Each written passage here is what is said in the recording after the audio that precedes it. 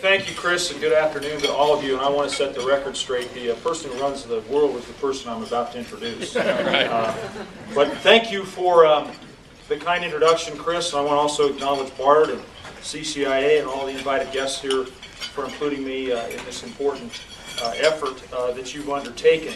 I know that you all know this, but CCIA is the only statewide Cleantech industry association. You represent about 200 member businesses in Colorado. And I was thinking about this soundbite, and sound bites can be used for good or for other purposes, but this one is that there's green and green. In other words, there's money to be made in doing the right thing when it comes to green technology. Tom Friedman, of whom I'm a fan, I have to resist reading him and believing him all the time because every columnist ought to be questioned, but he coined a saying a few years ago that the new red, white, and blue is green. And I went around the state when I was campaigning making that comment that green is the new red, white, and blue. And a lady in Loveland wrote a letter saying, Congressman Udall has to look at his color wheel.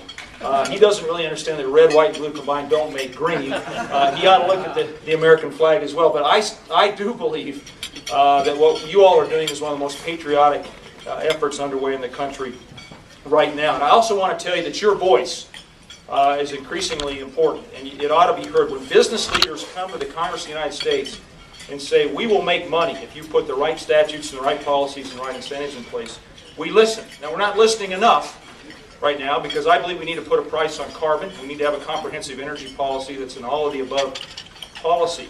But we need you to we need you to continue to weigh in that regard.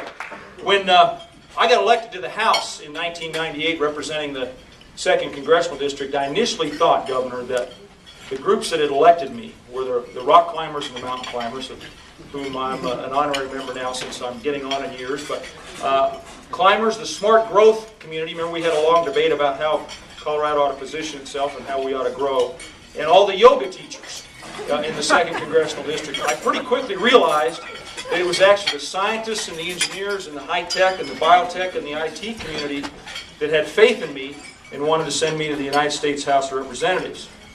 And for that reason, I quickly joined the Science Committee, and I added that to my portfolio of energy interests that I'd had frankly, from an early age.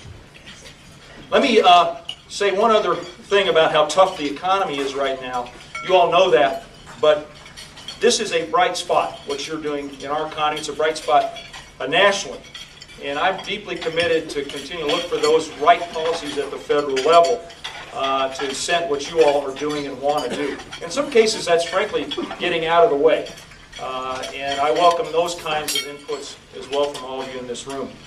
I did want to give a little shout out on that note to, when I talk about the bright spot, to ICE Energy. I think you all saw the story today that they've raised another $24 million to pursue this really interesting technology that provides a way to store renewable energy, because that's one of the holy grails they're all searching for, is how you store renewable energy. And I do this because Frank Ramirez and I are longtime friends, and he's been such a passionate advocate for that product. I know that many of you in this room who are also looking at those kind of great opportunities, but kudos to ICE Energy. Now, let me move to the Governor. He knows a little bit about what I'm talking about. In fact, he knows a ton about what I'm talking about. He's had the foresight and the vision to lead our state. He's been a tireless advocate for clean tech and clean energy.